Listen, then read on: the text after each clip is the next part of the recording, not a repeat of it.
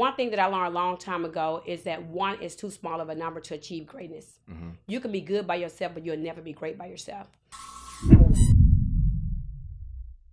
All right, so we got Miss Twana here from Runway Ready and so many other things and other platforms you're on. How you doing? I'm good, Baha. How are you? I'm very well. You know, here just to talk, and I want to get some updates on all the amazing things you got. You know, we just kicked off 2024, and of course, you already got the ball rolling. You got this big event coming up. Talk to me. Yes, it's called the Epitome of a Woman Showcase.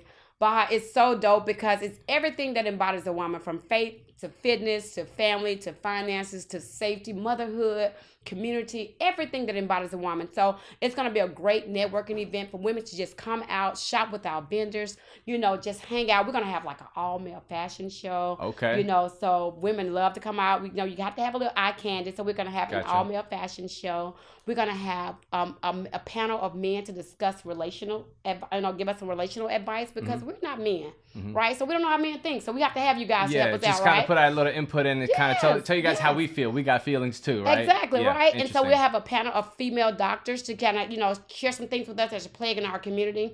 And then we're going to have like a kids section. We're going to have a kidpreneur. I call it kidpreneur. Okay. Where we're going to allow our kids to share their businesses and pitch their businesses, that is right? Dope. Now that I didn't know. I know we talked a couple times already, and I'm going to be there, of course. I'm going to be there sponsoring, vendoring, whatever it is you want me to do. I'm there. I'm all in. And I know this is big. You got it taking place in downtown Memphis? Yes, it's in downtown Memphis, one of the largest venues that we have in our city at the Renaissance Convention Center. Dope. It's going to be a 2-day event. Not just 1 day, but 2 days. That's across from the pyramid, right? It's across from the pyramid. You know, I haven't been there yet. Wow. No, I haven't been there, so I'm interested. But you can fit a lot of people there. What are you expecting? So I'm expecting thousands. I mean, it's going to be thousands in attendance. Okay, so this is major. This is major. Yes, this is definitely and it's bigger been than I so thought. crazy. Yes, it's been so crazy because we have vendors that are coming in from LA, New York, and things like that. So, you know, it's going to be dope. Interesting. Yeah. So how long have you been working on this? Because I know we've talked in the last month or two, but I think you said you planned, this is something you woke up one day, you said you went, like, walk me through that. Tell me, how did this start? So it's so crazy because it came to me at the end of July. I was actually having a conversation with a friend, and he just kind of threw something out or whatever there. We were talking about another event that used to take place in Memphis years ago. Okay. And so the more we were talking, he was like, "Twana, you should do it." And I'm like, "What, me?" Okay. And so Baha, from that day forward, in end of July, I called my my marketing person that I have that I've been working with for years, and I pitched the idea to her. She said, "Let's go." Okay. And we started running in August. And we have not stopped since. Okay. So it just started like months ago. So it wasn't like this long journey or years of planning and things like that.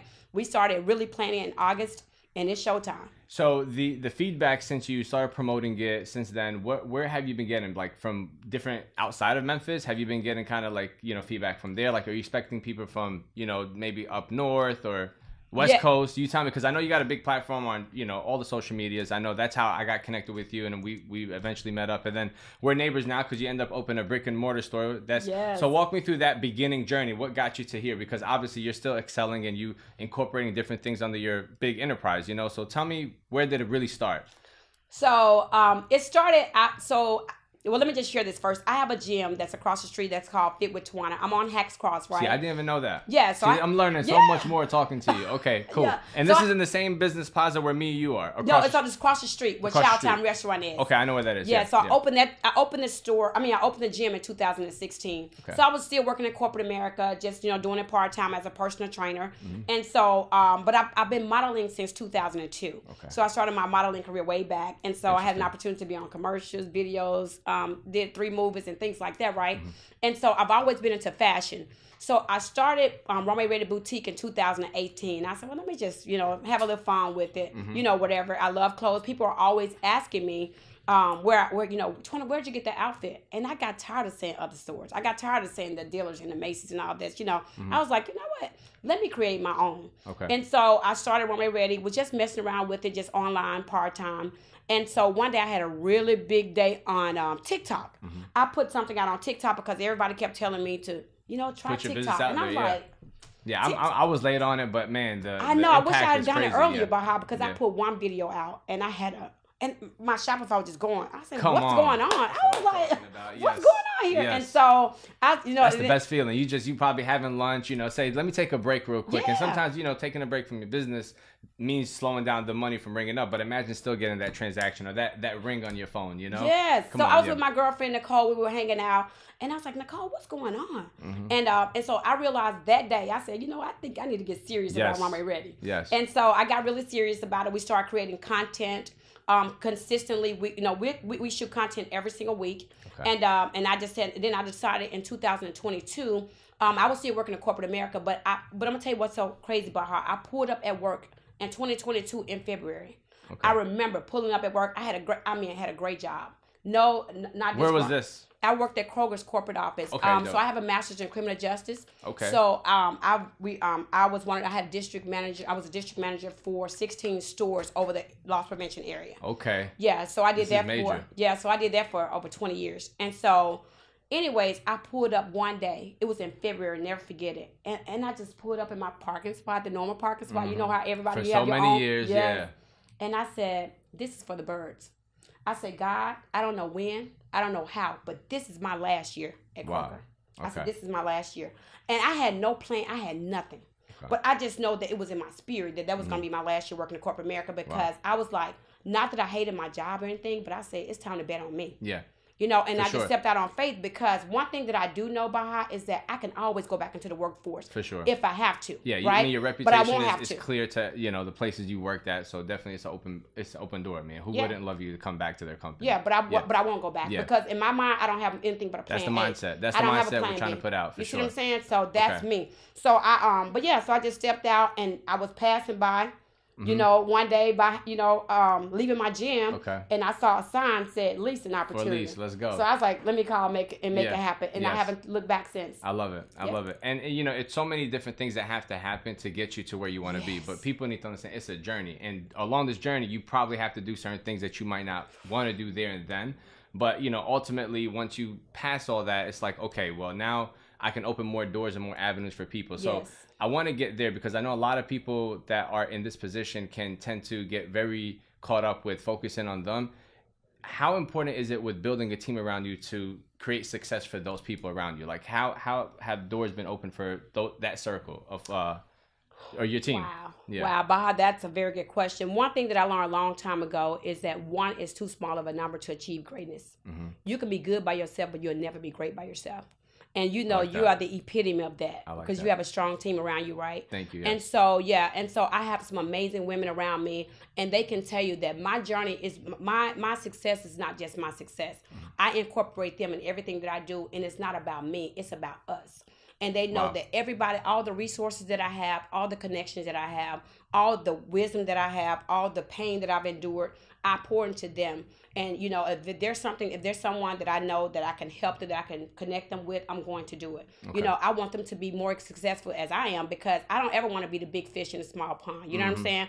I need people around me. So as they grow, we all grow together. Okay. So, you know what I'm saying? So they can tell you that. And that's one of the major things that got you to where you are today. Looking outside in, I can tell, it's a big support system that you have behind you and being fun about it. I vote your character. You're always high. You're always, on top of things, making sure that, hey, let me keep my spirit high for everybody to kind of attract by that, and that's the frequency that you want to have in business. A lot of people tend to get very focused on, the seriousness of the business, but mixing that with a little bit of like, hey, let me down a little bit. Let me kind of understand the people that's around me. Let me understand, hey, if this is something they like, maybe they're in a situation that you were in when you worked at corporate. Yes. But, understanding what they want to achieve, maybe turning them into something else that they want to achieve later on working with you. So these are the kind of opportunities that I want people to understand. Like when you get to that point where you can help create other people under you to succeed, it just makes everything about you more better and definitely attract the right people that you need around you, that's what we're missing in this world a lot, to be honest. Yeah.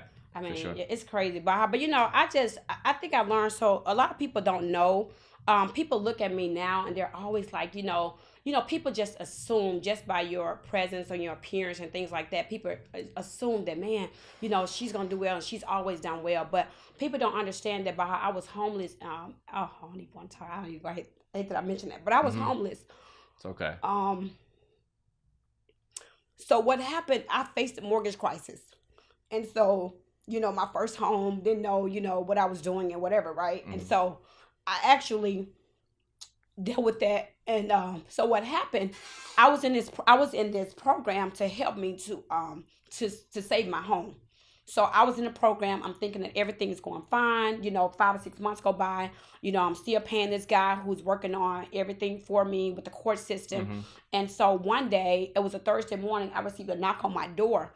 And when I received a knock on my door, it was like early in the morning. And I'm looking out. I'm like, what is going on? Sheriffs, police, trucks. I'm like, what is going on? So I when the guy knocked on my door, and I was like, and I literally went to my closet and I called my best friend. I was like, I don't know what's going on. I say, but we have like all these people out here, the sheriff, Shelby County sheriff, everybody's out here. So he said, Twana, open the door. And when I opened the door, he said, this is your eviction notice. You have to vacate the premises right now. And literally everything that I had, I mean, it was just crazy because they were taking everything out of my house. And, at this point, I'm a single mother, my family, I'm not from here. I'm from Mississippi. Mm-hmm. And so I'm the only one here. Mm-hmm. And so I remember that I could just hear all the noise. Everybody, they're just taking this stuff out of my house and putting it on the curb outside in the front of my house, right? And so I remember vividly, by the time he made it to my bedroom and to take things out, I just sat on my floor and I say, sir, can you just give me just a few minutes to process everything that's going on? Mm-hmm. And so he's like, sure. So he gave me a few minutes to gather myself, and then I just walked out of my room, and then he took the bedroom out. So everything was literally on, outside in front of my house. So I was scared by her. I was embarrassed. I was nervous. I think I faced every negative emotion that you can face at that time. I faced it. And I just... Wow. And so people don't understand that, the struggle, but that a part of that, I needed that. I didn't realize, I see now that I needed that. The strong person you are today, yes. It did not come easy. And that's why it's hard for me to take no for an answer. No, of course. And I know that's what definitely keeps that drive going every day and some. So thank you for sharing that. That's major. I didn't mean for that to happen. No. I tell my story all the time. Yeah, perfect. Every time I speak, I tell my story. Good. I'm not embarrassed. I tell everybody to get on the mic. Don't hold back from nothing. Always let me know at the end of the video, right? I always tell people in the end of the video. No, whatever I discuss, I told you the other day, you don't have to cut anything out. Cool. It's a part of who I am. Okay. I'm not embarrassed, Nicole. I'm not embarrassed of anything in my past. Yes, ma'am. No, this is major because what people don't understand, like they need to know, life for real is not easy. Yeah. Like if I start going into different things or phases that you go through business, people are like, damn, then it's okay what I'm going through. Right. Like it makes them feel okay. Yes. And that's what a lot of people like, you cannot fake anything like that. Just put it out there because people really need to hear that. Yeah. And getting back on the Epitome Women's Showcase is taking place February 24. That's a Saturday, Sunday? Yes, Saturday, Sunday. February 24, 25. What is... If you had a chance to sit in front of a bunch of people right now, what would you tell them to look forward to the most, and why they need to go buy their tickets and where they can find them? Well, first of all, what I would tell them is get ready to come out to have a great experience. It's all about women coming together, just letting your hair down. We deal with so much on a day-to-day basis. Come out and let your hair down. Be encouraged. Be inspired. Be motivated. Have some fun. It's just sisterhood. You can bring your daughters out. You can bring your niece, your mother, your sorority sister. It's just a time for women just to come together, network, and just have a blast. All right, I'm looking forward to it. Yes. And it starts at what time? It starts at 10 o'clock a.m. both days. Okay. And they end around 5 or 6 o'clock in the evening. If somebody wants to buy a ticket, where can they go? Oh, so all they have to go to is the Epitome of a Woman Showcase.com. Okay. Can you spell that for them just in case? It's EPITOMEOFAWOMANSHOWCASE.com. I love it. Thank you so much. And that's a wrap. Thank you, Baha. Take care. Yes.